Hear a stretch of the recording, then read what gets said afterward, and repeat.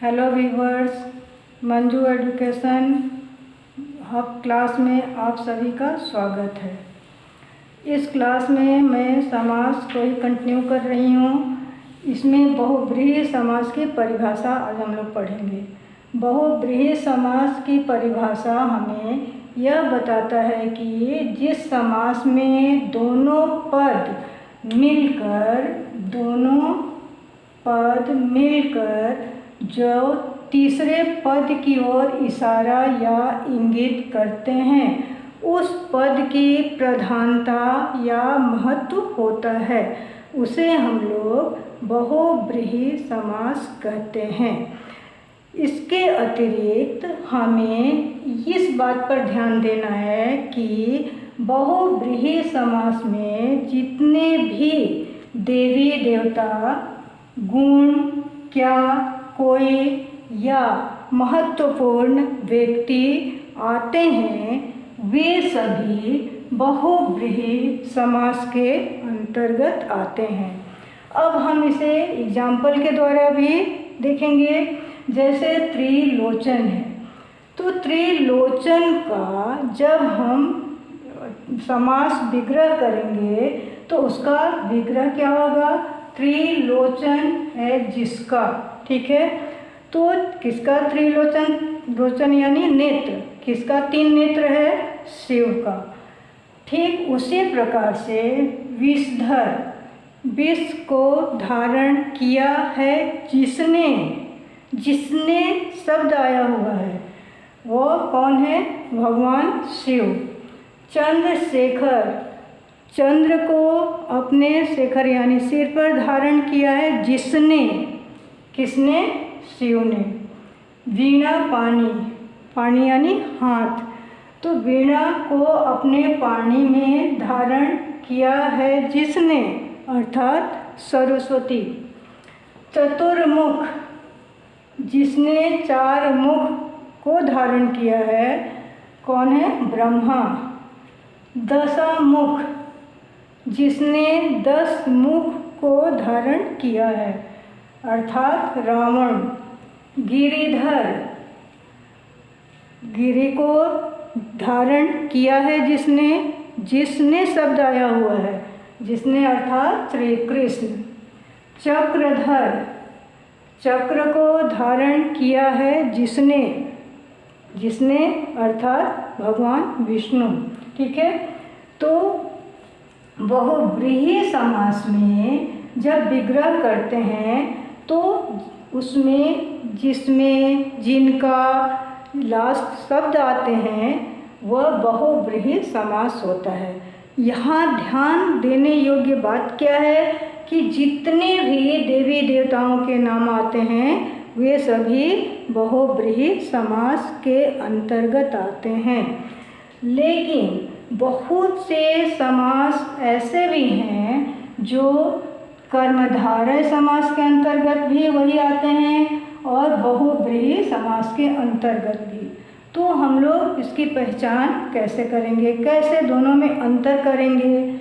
तो जब भी जैसे पीताम्बर शब्द है, पीताम्बर का जब हम समास विग्रह करते हैं तो पीला है अंबर, अंबर किसको कहा जाता है? वस्त्र को। तो वस्त्र यानी अंबर का उपमा किसके साथ या तुलना किसके साथ किया जा रहा है? पीले रंग के साथ। तो पीला है अंबर यानी वस्त्र क्या है? पीला है। तो यह कौन सा समास हो जाएगा? कर्मधारय समास। फिर इसी तरह से यदि पीताम्बर को फिर हम लोग समास विग्रह करेंगे तो पीला अंबर,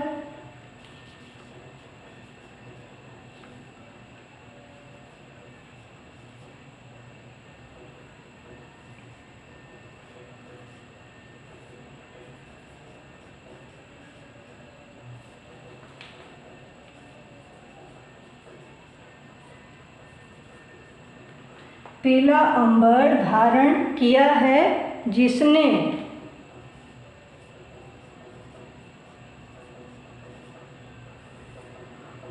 पीला अंबर कौन धारण करता है? भगवान विष्णु। तो यहाँ विष्णु क्या है? देवता है। तो देवता किस समास के अंतर्गत आते हैं? बहुब्रीहि समास के अंतर्गत। ठीक इसी प्रकार से कमल नयन है। कमल नयन का जब हम विग्रह करेंगे तो कमल के समान नयन, ठीक है, ये कौन सा समास होगा? ये कर्मधारय समास होगा। क्यों? क्योंकि यहाँ नयन की तुलना किसके साथ किया गया है? कमल के साथ। फिर इसे हम लोग और सब विग्रह करेंगे तो कमल के समान नयन है जिसका, वो कौन है? अर्थात भगवान विष्णु।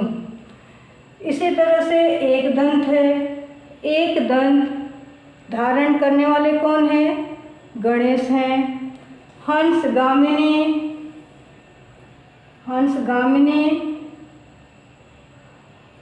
हंस पर गमन करने वाली कौन है? सरस्वती। गजानन शब्द में कौन सा समास आएगा? गज को आनन, गज का आनन यानी गजानन अर्थात गणेश। तो गणेश कौन से समास में आएंगे? ये क्या हैं? ये देवता हैं। देवता किस समास के अंतर्गत आते हैं? बहुव्रीहि समास के अंतर्गत। इसी तरह से दाल चावल है।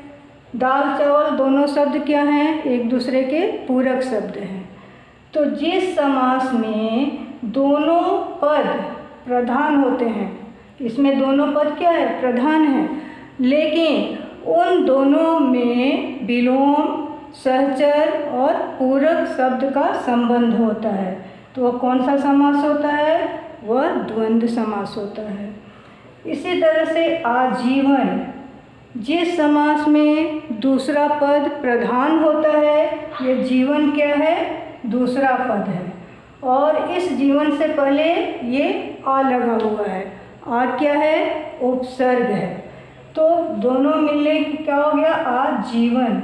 आजीवन यानी जीवन भर।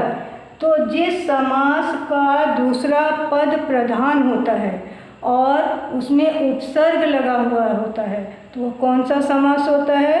वह अव्ययी भाव समास होता है। पथभ्रष्ट, नेक्स्ट यदि हम लोग देखते हैं पथभ्रष्ट, तो पथ इसका विग्रह जब करते हैं तो क्या बनेगा?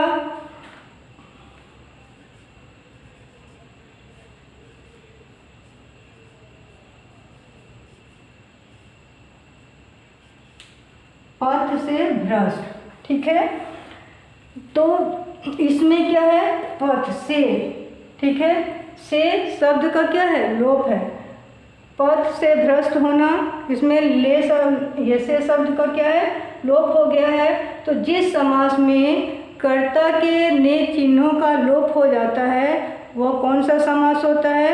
वह तत्पुरुष समास होता है। तो पथ भ्रष्ट कौन सा समास है? तत्पुरुष समास।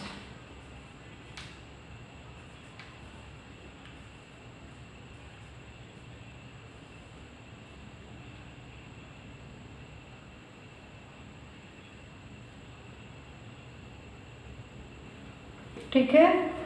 इसी तरह से नेक्स्ट एग्जाम्पल हम लोग देखेंगे यथामति। इसमें भी क्या है? दो पद है। मति क्या है? दूसरा पद है। दूसरा पद जिस समास में प्रधान होता है और उसमें उपसर्ग लगा हुआ होता है वह कौन सा समास होता है? आप लोग बताओ। यस, अव्ययी भाव समास।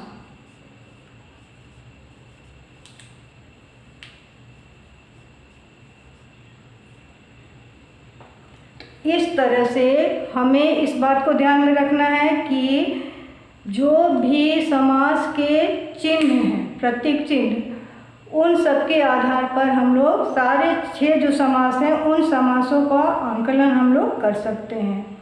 इस वीडियो को आप लोग लाइक, शेयर और सब्सक्राइब करना ना भूलें।